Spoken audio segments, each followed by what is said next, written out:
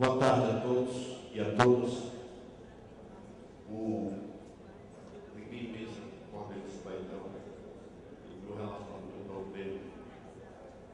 Nós temos 40 minutos para cada um dos apresentadores. Cronometrando esse tempo, nós teremos 1 hora para o nosso debate. Então, de imediato, queria apresentar aos senhores nossa querida professora Adriana da Costa Ribeiro, Ricardo Chia. Possui graduação em Direito pela Universidade Federal do Paraná, mestrado em Direito pela Universidade Federal do Paraná e doutorado em Direito por essa universidade. Atualmente, é professora em Direito Administrativo do Complexo de Ensino Superior do Brasil Limitado e do Instituto de Direito Romeu Felipe Parcelado, curso pós-graduação em Direito Administrativo, advogada e professora, tem experiência na área de Direito, com ênfase em Direito Administrativo. Consultora da FENAFISP, consultora de diversas atividades sindicais estaduais. É um prazer apresentar 40 minutos.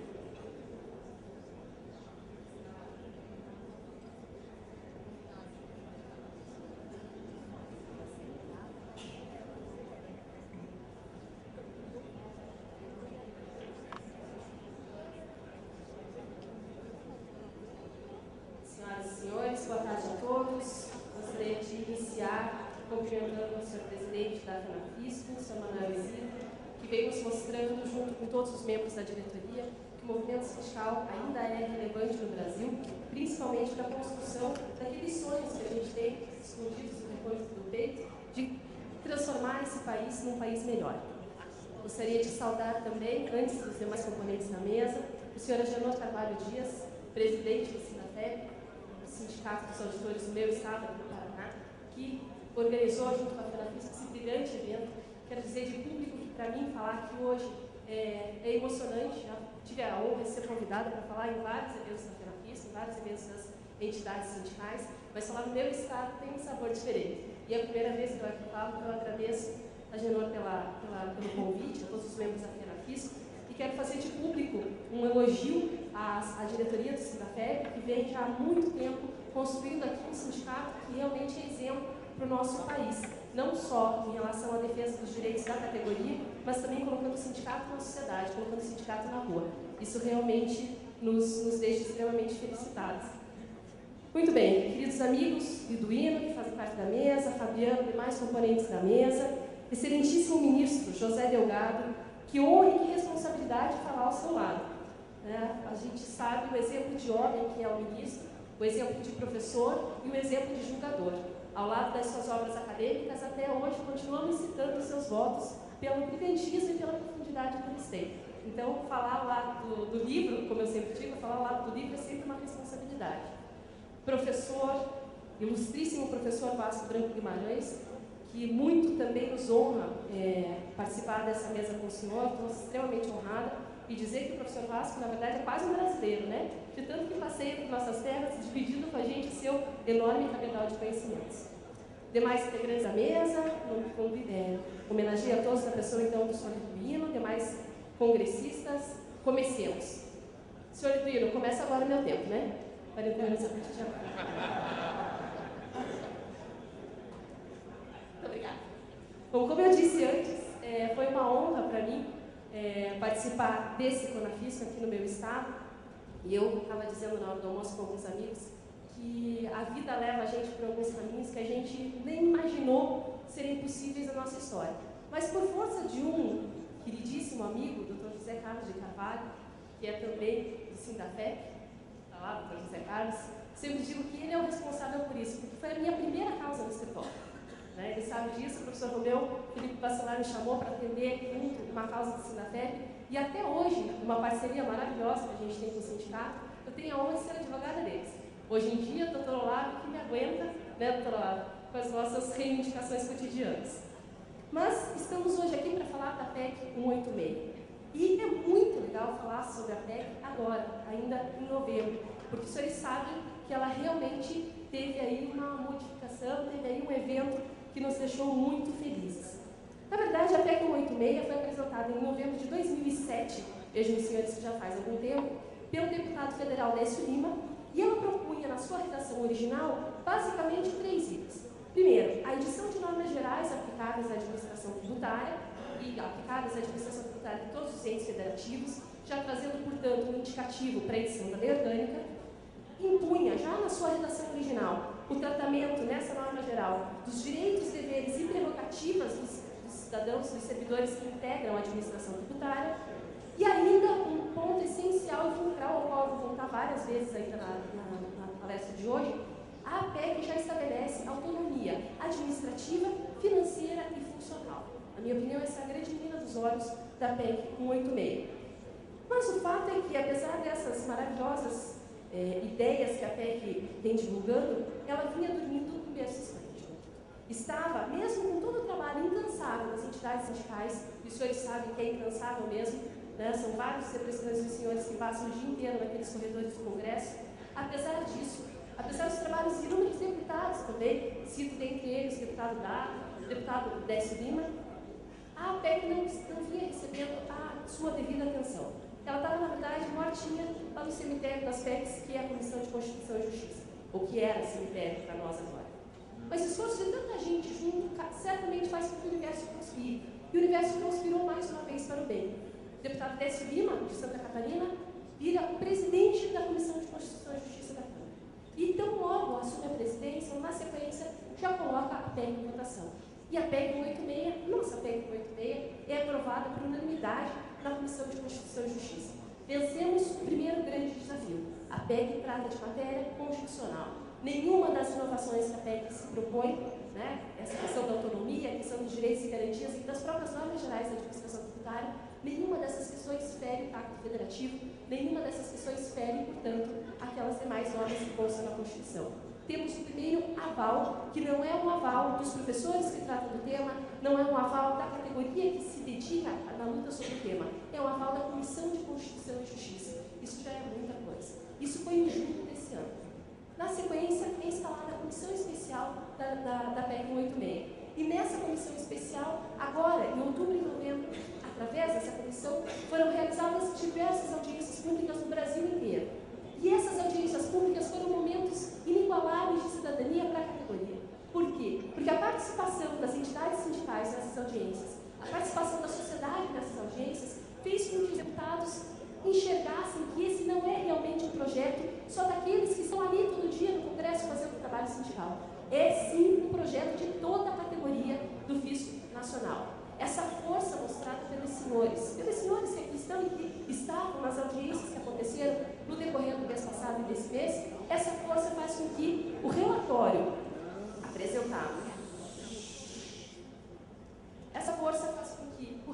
apresentado, pelo deputado Peninha, que é o relator da Comissão Especial, fosse aprovado por unanimidade no último dia 19 de novembro. Senhores, se eu falasse disso no Conafis Extraordinário do ano passado, certamente muitos olhariam com descrença. Mas é verdade, estamos aqui agora, em novembro de 2013, quase dezembro de 2013, com o texto da PEC aprovado por unanimidade na Comissão Especial da Câmara dos Deputados. É a segunda vitória, a segunda gigante vitória que os senhores conquistaram. Ou seja, o que se restou reconhecido nesse momento é justamente que a administração tributária deve ter, sim, o reconhecimento de uma instituição nacional. Esse é o sentimento, esse é o sentimento mesmo que se traduz das manifestações que nós vimos durante esse mês de outubro e novembro por todo o país. É o nosso sonho, na verdade, que vai se construindo, que vai se tornando realidade cada dia mais. Mas só porque nós, todos aqueles que estão aqui, e eu me incluo nesse sonho, acreditamos que a realidade é possível de ser construída através das nossas ações. E a aprovação da PEC, tanto na Comissão de Constituição e Justiça, quanto na Comissão Especial, faz com que a gente dê um chamado, entre aspas, cala a boca, naqueles pessimistas de plantão, naqueles que vinham dizendo que esse sonho era um sonho impossível, que jamais seria concretizado, ou naqueles que dizem que nada é possível de ser feito. Nós mostramos efetivamente, os senhores mostraram efetivamente, para o Congresso Nacional, para a Câmara dos Deputados, que essa PEC trata de um motivo, trata de um tema que é relevante, mas que é relevante não só para a coletividade dos senhores que integram a administração tributária. É relevante, é essencial, é crucial para a nossa sociedade. Não se enganem, essa PEC não foi aprovada porque trata de interesses corporativos de uma categoria de servidores públicos. Essa PEC teve o seu relatório aprovado, estou antecipando as coisas, né? A PEC teve seu relatório aprovado porque ela trata, antes de tudo, de uma questão de cidadania. A administração tributária hoje no Brasil passa a ser vista com o aval da Comissão de Constituição e Justiça do Congresso, da Câmara dos Deputados, e com a própria Comissão Especial da Câmara como uma questão de cidadania. E é verdadeiro, tanto assim, que nós escutamos o próprio relator da PEC, o deputado Peninha, falar expressamente o seguinte no seu relatório: é preciso mostrar à sociedade brasileira que as funções atribuídas à administração tributária permitirão o desenvolvimento social. Vejam, senhores, que relevante. Não é o presidente da FENAFISP falando essa frase de efeito. É o relator, um deputado federal, relator da PEC 186, da Comissão Especial, que vai dizer, escutem novamente, é preciso mostrar à sociedade brasileira que as funções atribuídas à administração tributária permitirão o desenvolvimento social. Esse é o espírito que fez com que a PEC tivesse seu relatório aprovado por unanimidade naquela comissão. Muito bem. Os senhores aqui já me ouviram falar muito de administração tributária, de lei orgânica da administração tributária. Eu fico quase constrangida de repetir aqui os mesmos argumentos, os mesmos fundamentos que me fazem ter as minhas conclusões e, na verdade, sempre o mesmo objetivo. Para que falar de administração tributária? Por que defender, eu que não sou da categoria, por que defender uma lei orgânica da administração tributária, que no fim das contas é disso que a PEC trata?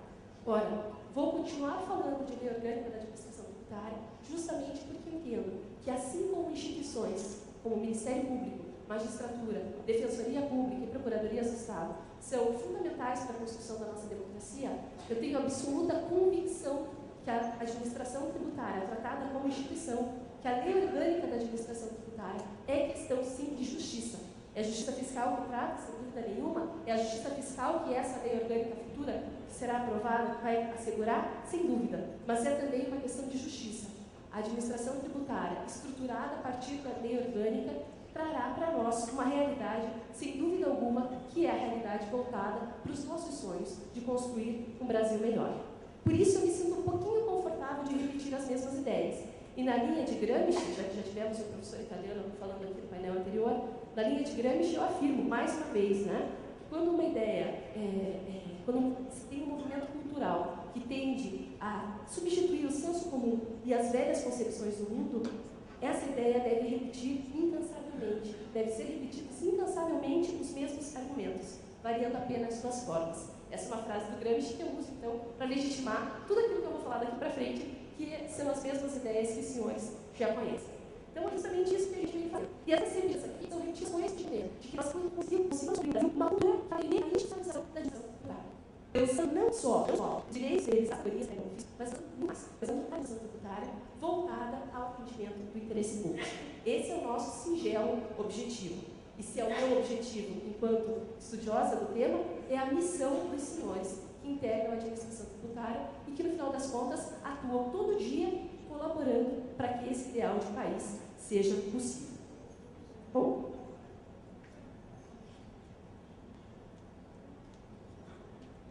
eu gosto sempre de começar, e tudo que eu falei até agora era só introdução. Começa o tempo agora. Eu estou sem relógio, então vocês me controlem. Eu não tenho problema de acabar esse tempo, todo mundo já conhece esse curso, a gente só está repetindo as nossas ideias aqui, que são ideias, na verdade, formadas a partir daqueles que estudam sobre esse tema. Mas eu gosto de começar sempre falando da administração tributária, nessa palestra, retomando a importância que tem a administração tributária para o país.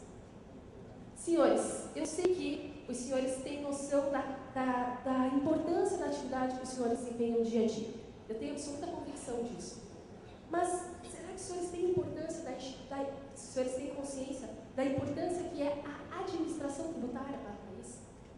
Será que os senhores lembram a cada auto de infração que lavram, a cada auditoria concluída, que essa atuação dos senhores está colaborando ou não para a construção do nosso país? E se os senhores têm essa dimensão, se os senhores têm essa responsabilidade, eu tenho certeza que tem, será que a sociedade sabe verificar e identificar os senhores como integrantes de uma instituição que é essencial para o nosso país? Será que todo dia um auditor, quando vai escovar os dentes de manhã, ou quando vai pentear o cabelo na frente do espelho, será que ele lembra que ele é um agente público, atuando em defesa do interesse público, e que a sua atuação, cada pontinho de infração lavrado, é efetivamente um requisito para a construção da nossa cidadania? É isso, é esse sentimento que a gente precisa fazer nascer, ou renascer, ou nascer de novo na sociedade brasileira. Mas esse não é um sentimento que agrega a administração tributária desde o seu surgimento. Pelo contrário, se a gente for pensar, os fiscais, entre aspas aqui, né, usando fiscais como termo genérico, os fiscais sempre foram vistos um pouco de forma pejorativa, talvez dada a sua origem. Por quê? Porque quando a administração é autônoma dentro do Estado. Os senhores sabiam disso?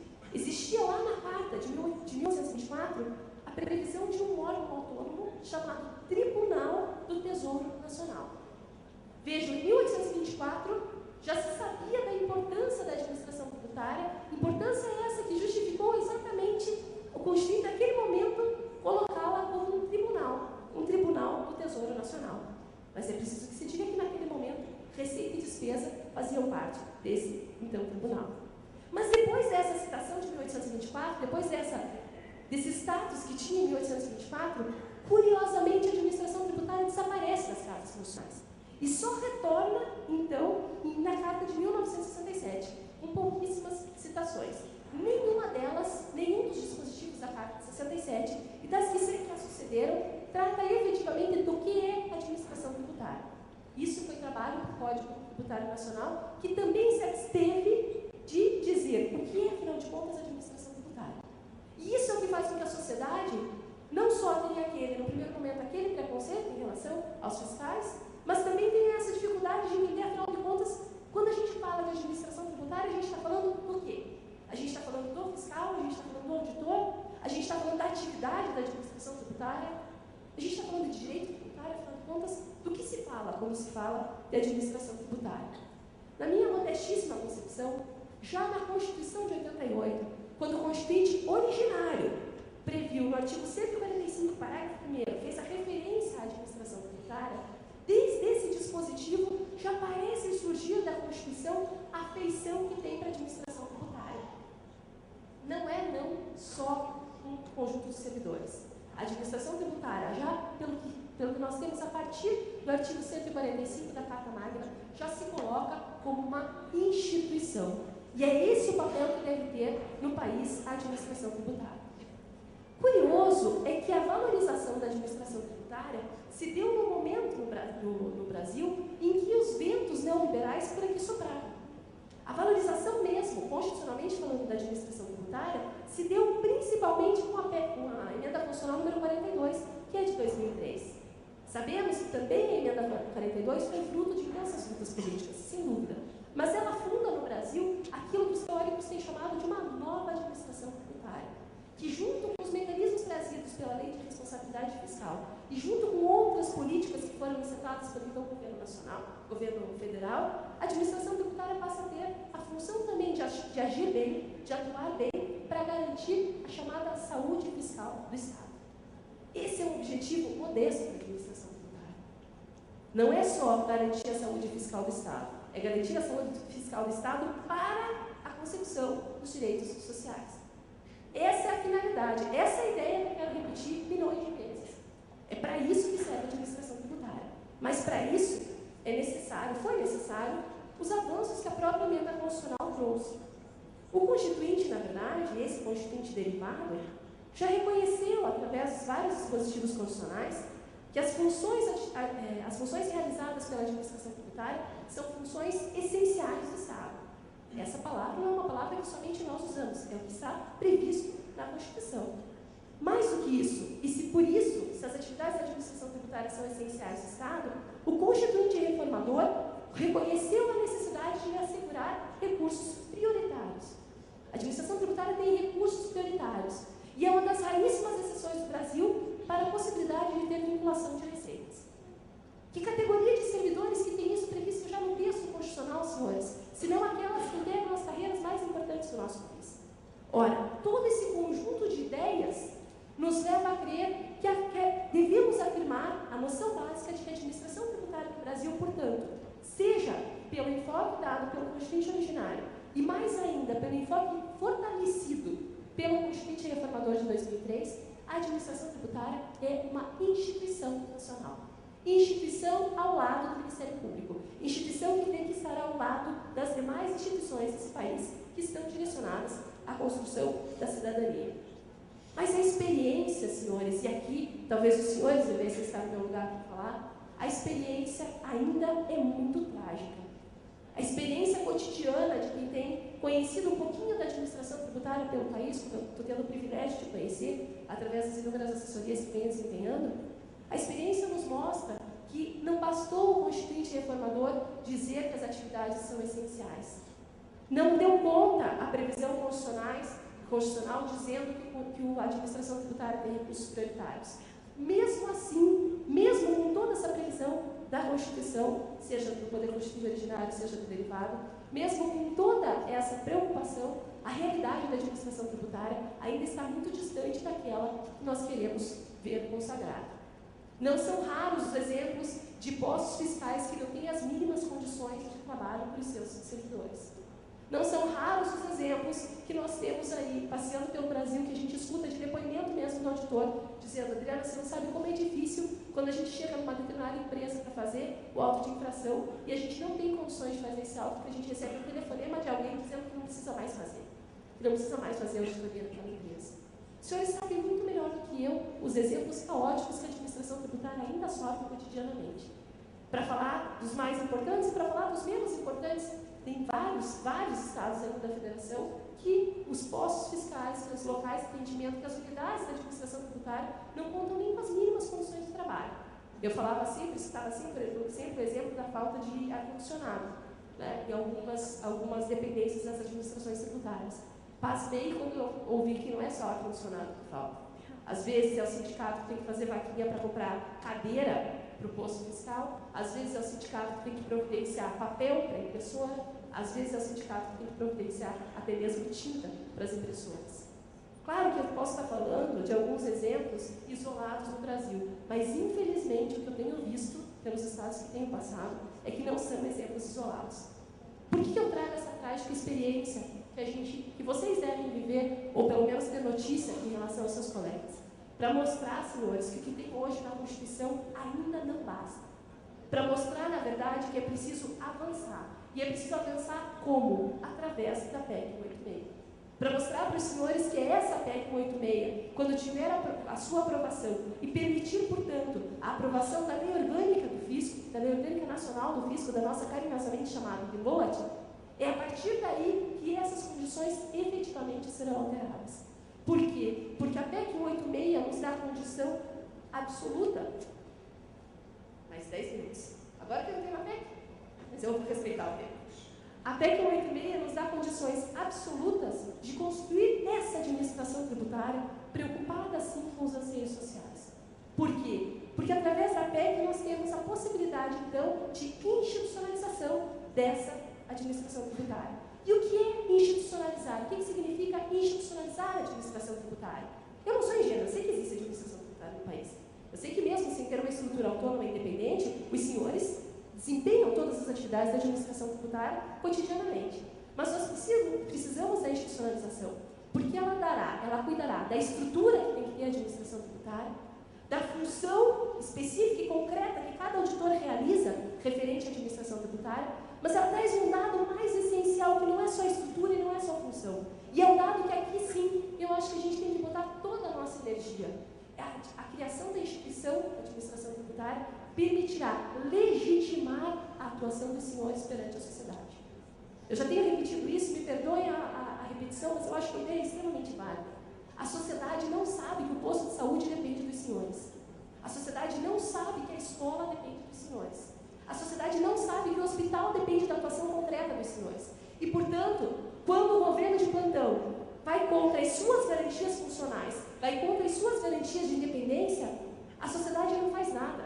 A sociedade não os legitima. Por que a sociedade foi para as ruas em defesa do Ministério Público quando se teve os movimentos de junho contra a PEC 37? Porque a sociedade reconhece o Ministério Público como uma instituição em função da cidadania. E como que a sociedade não reconhece os auditores fiscais como agentes públicos voltados à cidadania? Sem auditor fiscal, sem a função dos senhores, não teria nem Ministério Público, né? Porque, afinal de contas, quem paga a folha de pagamento dos sujeitos? Recursos do Estado. Recursos que os senhores trazem do Estado. Então, é quase que inaceitável para alguém que comece a estudar um pouquinho do tema que instituições como o Ministério Público, como a Defensoria Pública, como a Magistratura, agora mesmo, a OAB fez uma moção de repúdio, os senhores devem ter acompanhado isso, a OAB fez uma moção de repúdio ao ministro do Supremo Tribunal Federal, ao presidente do Supremo Tribunal Federal, em face de uma alteração na competência de um juiz de execução da pena daqueles acusados e apenados no mensalão. Ou seja, a OAB, uma sociedade, uma instituição de classe da sociedade civil, vai em defesa da prerrogativa de um magistrado contra o presidente do Supremo Tribunal Federal. Os senhores imaginam a sociedade em defesa de um auditor? Os senhores imaginam a sociedade em defesa da administração tributária? É isso que se precisa ter. Mas para se defender a administração tributária, é preciso que ela tenha efetivamente condições de ser autônoma e independente. É um círculo vicioso. A gente precisa da PEC para assegurar, para mostrar para todos os governantes de plantão que a administração tributária é uma instituição que tem que ter uma estrutura própria, que é a administração tributária que tem que gozar de autonomia administrativa para ser subordinada não a vários agentes públicos, como hoje é em vários estados, mas para ser subordinada tão somente ao chefe do executivo. E por isso falar de autonomia administrativa, por isso falar de autonomia funcional. Quando eu falei disso na Câmara dos Deputados, na ocasião da audiência pública, eu percebi.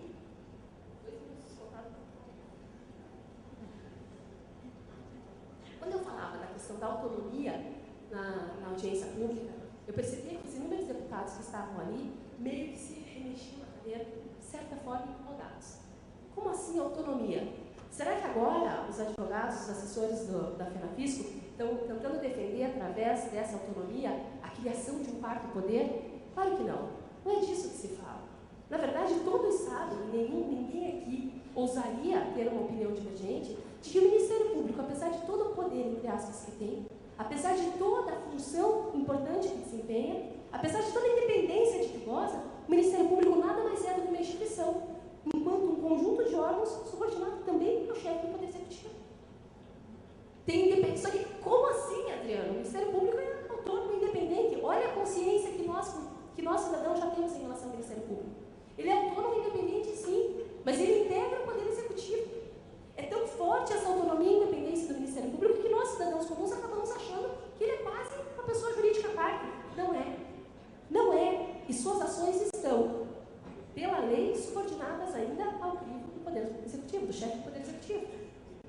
Não é um quarto poder. Não estamos tentando criar ou defender na administração tributária a criação de um quarto poder. E nem poderíamos, porque o constituinte originário não quis assim.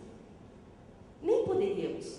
Mas é possível sim, e nós já temos a chancela da Comissão de Constituição e Justiça, e nós já temos a chancela da Comissão Especial, é possível sim lutar por autonomia. Autonomia que permita à própria administração tributária definir os seus rumos administrativos. Autonomia que permita à própria administração tributária dizer como vai ser empregada, como vão ser empregadas as verbas que lhes serão destinadas. Autonomia funcional para os servidores, para que esses servidores tenham a garantia de que podem cumprir licitamente todas as suas atuações sem nenhum medo de represália política. Autonomia que vai permitir a criação de mecanismos de blindagem da administração tributária em relação às ingerências políticas e econômicas que nem sempre ou quase nunca estão direcionadas ao atendimento do interesse público. Sem essa autonomia, e vejam como o círculo é vicioso, sem essa autonomia, como se legitimar perante a sociedade? Sem essa autonomia, como exercer bem, com isenção e imparcialidade, a função que lhes é atribuída cotidianamente? Essa autonomia não é privilégio para a administração tributária. Essa autonomia, na verdade, é uma decorrência das normas constitucionais em prol da sociedade, em prol do bem comum.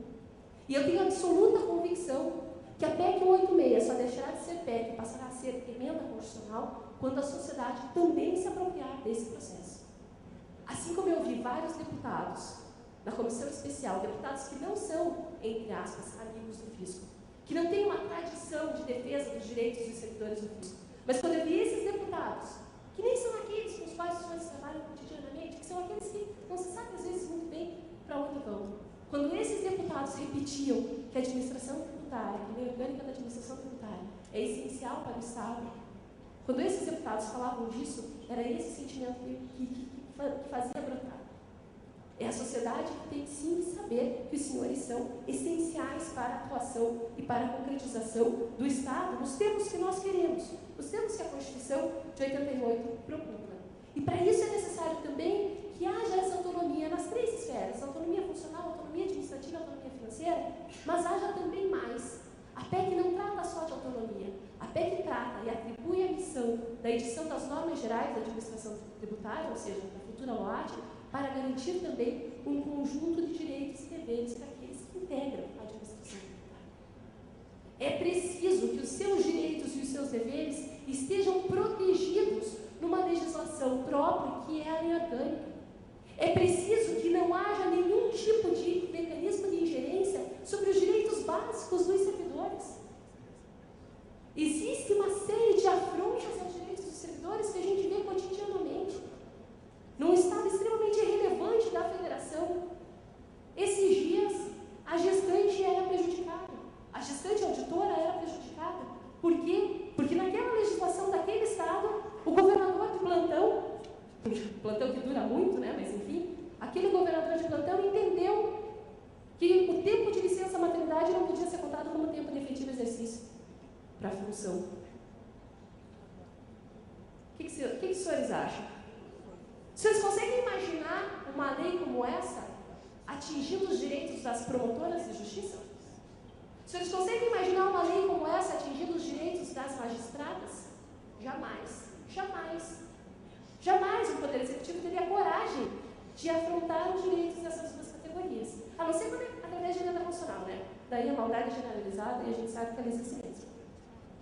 O teto e os subtetos estão aí para a gente provar. Mas, olha, por que não se faz isso? Porque essas categorias que eu referi anteriormente, magistratura e Ministério Público, já são institucionalizadas há muito tempo. Já tem uma cultura de institucionalização aqui. E essa cultura permite ou garante que esse conjunto de direitos e deveres não seja uma benesse do governante, mas seja realmente um conjunto de direitos e deveres.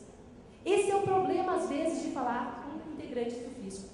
Com todo respeito àqueles que estão aqui representados, nós sabemos que, no geral, os senhores fazem parte de uma categoria, de certa forma, valorizada.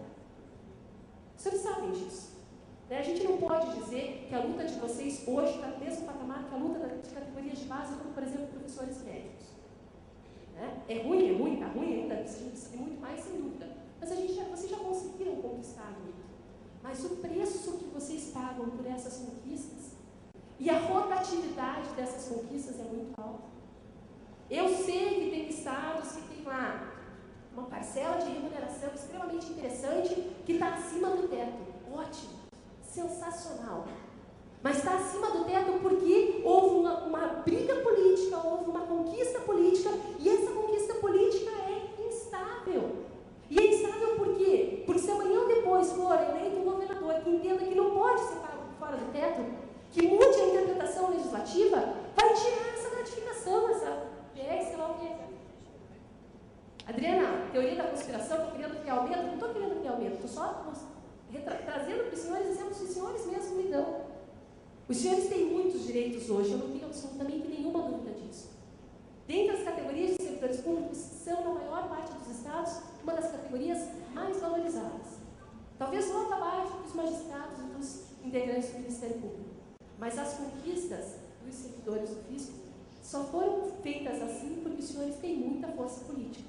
E eu sei que continuarão tendo, e cada vez mais, com as iniciativas que a FENAFISCO e que todas as entidades sindicais têm, certamente terão sempre força política. Mas a sociedade, a sociedade demanda mais. A sociedade não quer que os senhores dependam de acordos políticos. A sociedade brasileira não pode concordar que as conquistas dos senhores sejam vistas como privilégios, não são. Um auditor precisa ganhar bem, muito bem, precisa ser muito valorizado. Porque a sua função é uma função extremamente frágil do ponto de vista da realização diária. O integrante da administração tributária tem que ter regime diferenciado de aposentadoria. Vocês exercem atividade de risco. E se é atividade de risco, tem que ter regime diferenciado de aposentadoria. Tem que ter aposentadoria especial. A Constituição permite isso desde que lei complementar trate. Que lei complementar é essa? A lei orgânica da administração tributária. O servidor integrante da administração tributária não pode ser removido, a não ser por questões eminentemente comprovadas de interesse público. E questões que sejam decididas dentro da própria administração tributária. Não lá fora, dentro de 1, 2, 3 secretarias que nem sabem quem são os servidores. Os senhores têm que ter direito assegurado à promoção na carreira. A evolução da carreira é um direito, não é privilégio. Vou retomar de novo as ideias do Max Weber. Os direitos dos servidores públicos não são privilégios desses servidores, pelo contrário, são garantias sem as quais esses servidores não atuam corretamente, não poderão atuar corretamente. Portanto, não são direitos dos servidores, são garantias para a cidadania.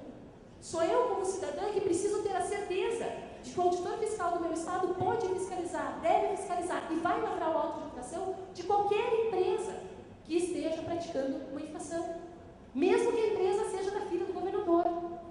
Mesmo que a empresa seja da filha do prefeito, ou do próprio prefeito, né? É a sociedade que precisa disso. E isso só se terá, com absoluta convicção, de forma consolidada, se nós tivermos, então, a lei orgânica aprovada. E para ter a lei orgânica aprovada, é preciso a aprovação da PEC 186. Já que eu tinha que concluir uns 2 minutos atrás, eu vou só ler, efetivamente, aquilo que eu trouxe como conclusão. Com base nisso tudo que eu já expus, me parece absolutamente possível concluir que a aprovação da PEC 186 de 2007, consolidando na Carta Magna a valorização e o reconhecimento da importância da administração tributária no cenário nacional, é uma condição para que a administração pública possa alcançar o bem comum.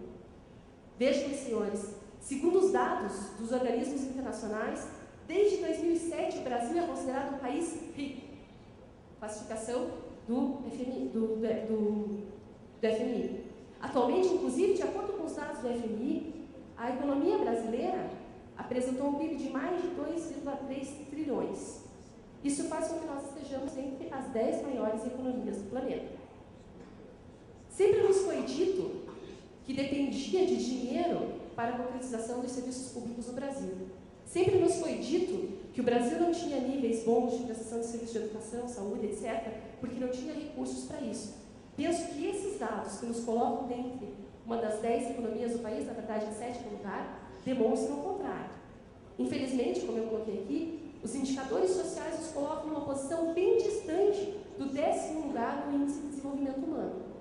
Vejam a incongruência. A Constituição diz que estamos num Estado social. Portanto, desenvolvimento social e justiça social são deveres jurídicos do Estado.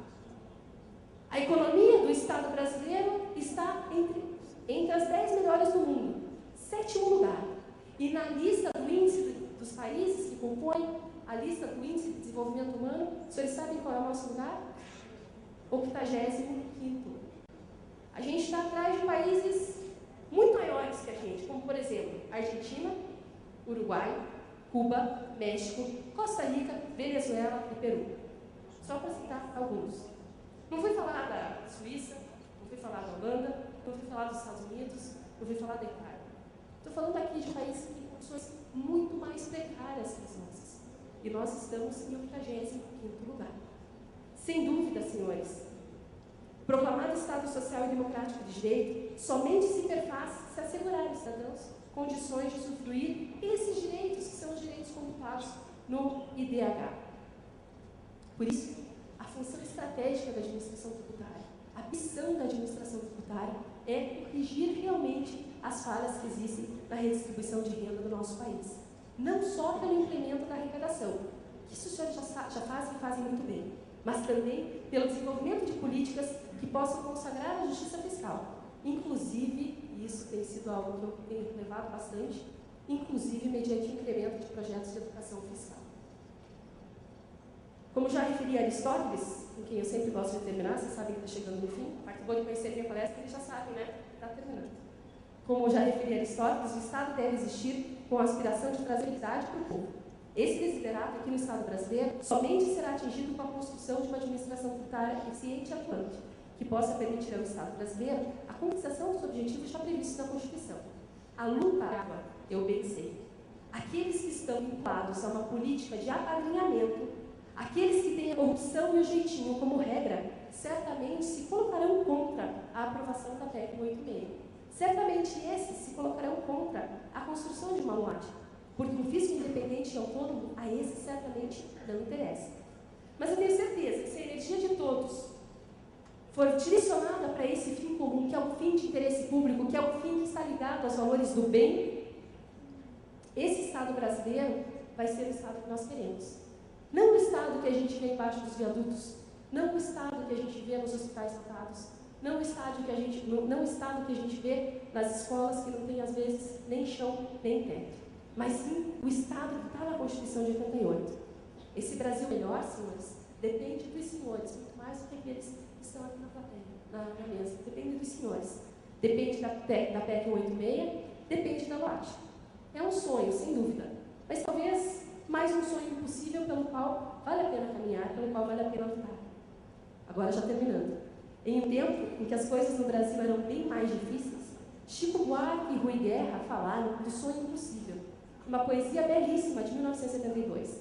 Criaram com isso quase que um plano de ação, que dizia mais ou menos assim: sonhar mais um sonho impossível, lutar quando é fácil ceder, vencer o inimigo invencível, negar quando a regra é vencer.